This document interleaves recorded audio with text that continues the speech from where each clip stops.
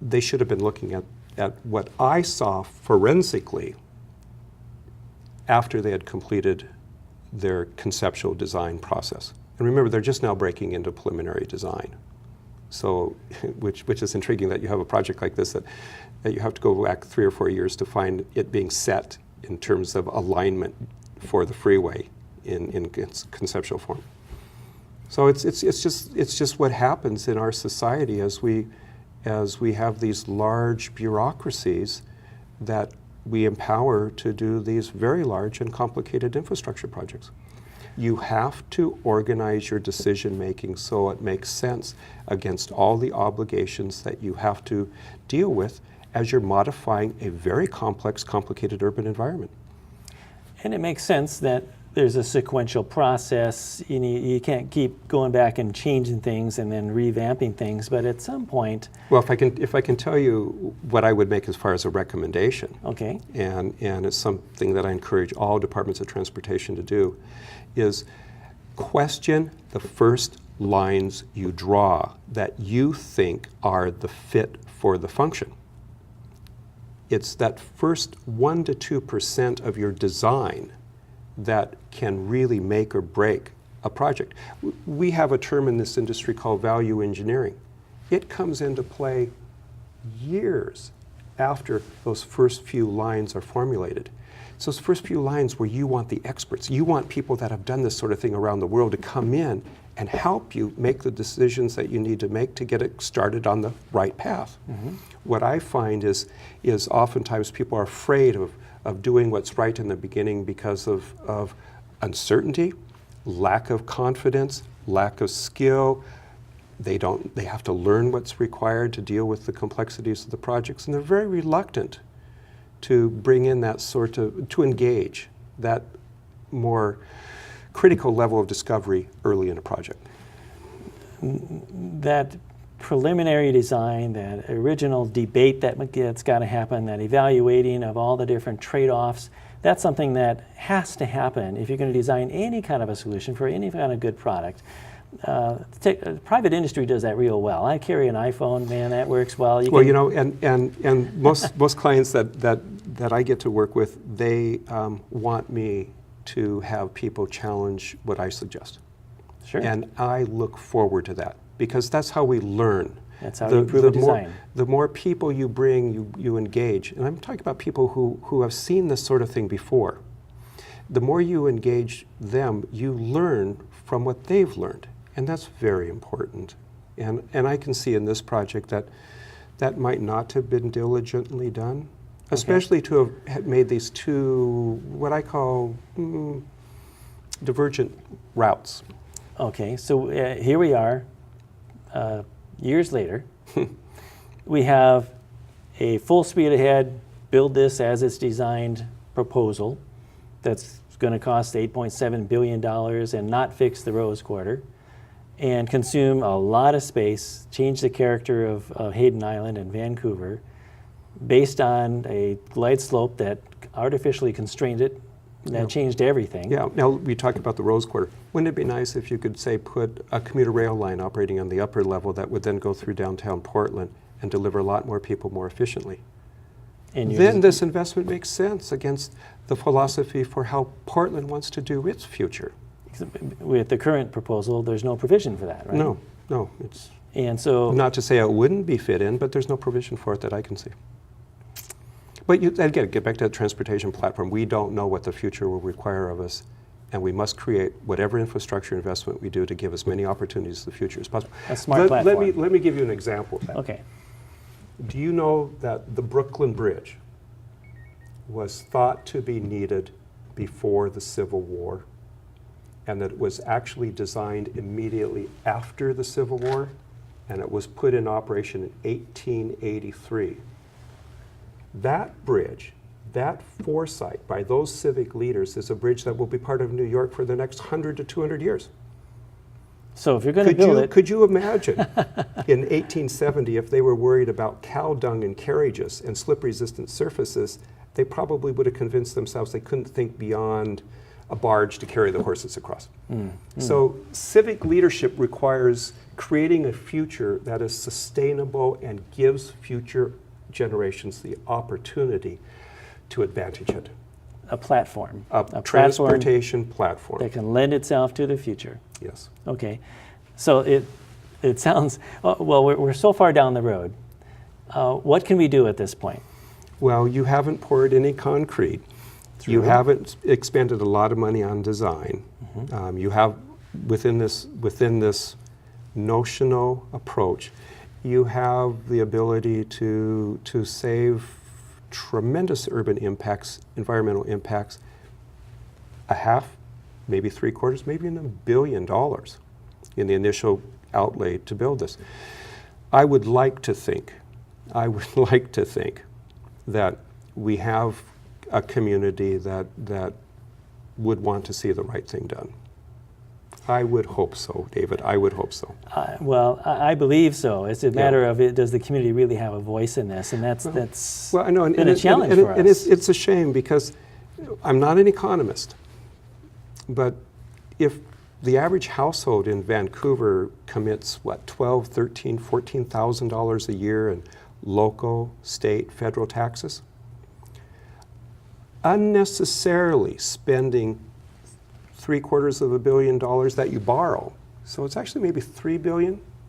Or $4 billion. Or $4 billion. 4-to-1 ratio is what the current proposal David, costs. David, that's something like 3, 4, 5 years of every person in Vancouver, every penny that they pay in taxes, local, state, and federal, unnecessarily being spent. Why would the Departments of Transportation not want to save that burden on the taxpayer for a better product? I tell you, I'm at a loss. I can't explain it, which is why I'm sitting here talking with you and not interacting with the project team to try to make this a viable project. I think we're all at a loss here. There's so many of us at a loss. Those individuals that are pushing it, I think, I wish I could get some answers from them to be able to explain to us how their brain is thinking. Why don't we leave that alone and let's look at the individual communities and the choices that they have before them. All right, so we'll close this. We'll open up another view. Okay, is it on here? I think we have to go back one more file. Okay. Let's go to Hayden Island. Okay. Okay, and we'll maximize that guy. Oh, let's go to this.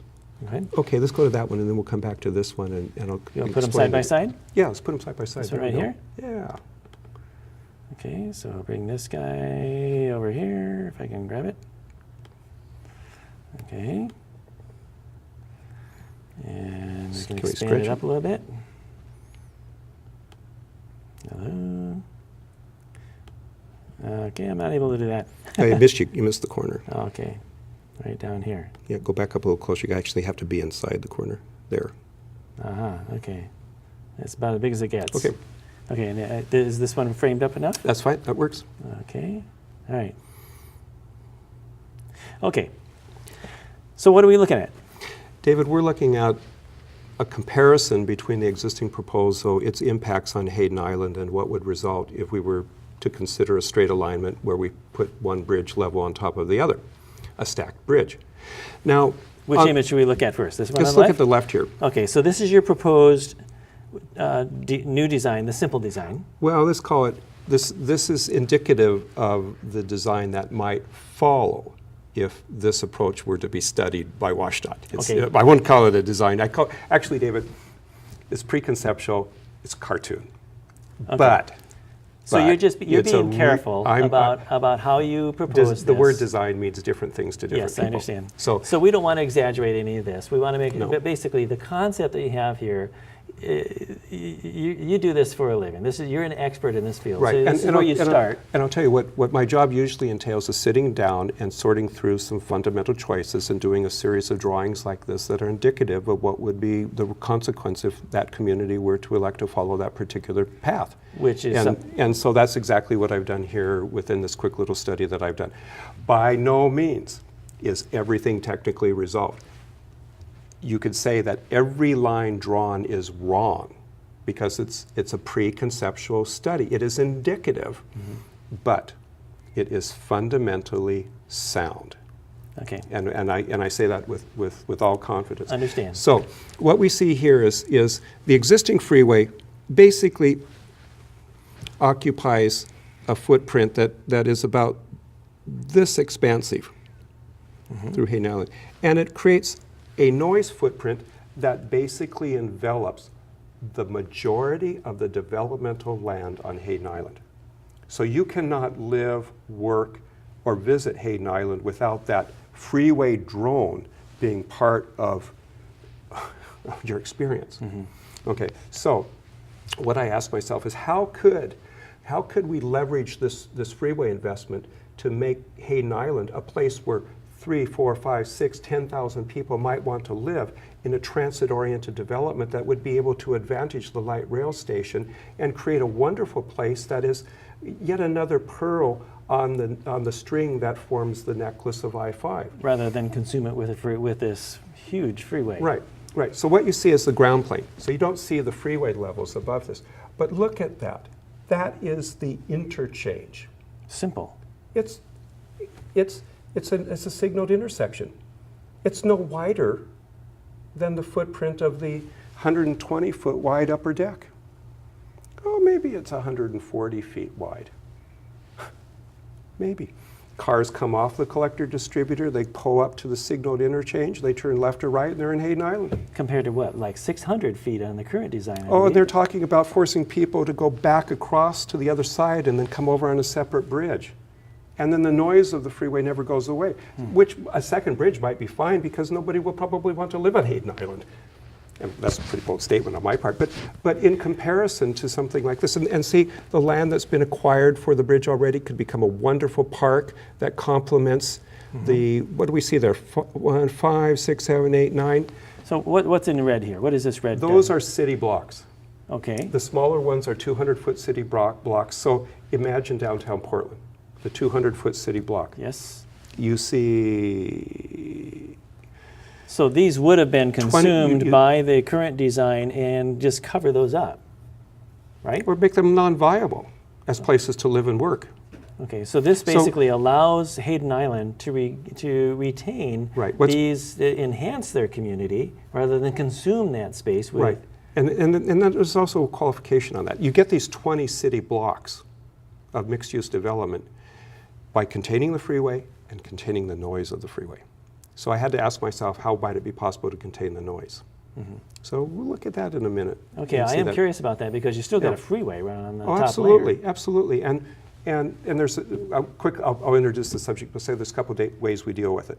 The Alaska Way Viaduct in downtown Seattle is a horrible example of how we don't want to do it. Two negatives there, that doesn't work. Okay. But the trick would be to have a continuous structure which does not have the expansion joints, the ka-thump, cars going across, and to be able to take the whine of the tire away using soundproof pavements and a sound barrier.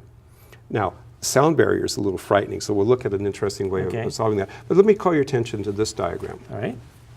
What you see in here is what I think is the sound footprint of a two-level structure where we can contain the noise. And unfortunately, this black line here is very small, but it's contained within the first facade of that block. Now, we can do like what was done at Canary Wharf in London, where you develop those buildings with triple glazing and other ways to really mitigate that sound. So we can create a community that, for practical purposes, knows the freeway is there, but doesn't treat it as an objectionable neighbor. It's just the way you come on and off the island. So I'm confident that we have techniques of engineering and soundproofing and whatnot that would be able to contain that noise within an elevated structure, so it is not like the Alaska Way Viaduct. It's a much more of a bite-sized solvable problem because basically it's a well-defined corridor, it's a relatively narrow corridor. That's the yellow here, right? It's the yellow and blue. Okay. Compared with the expansive footprint of the magenta and red, which is currently proposed.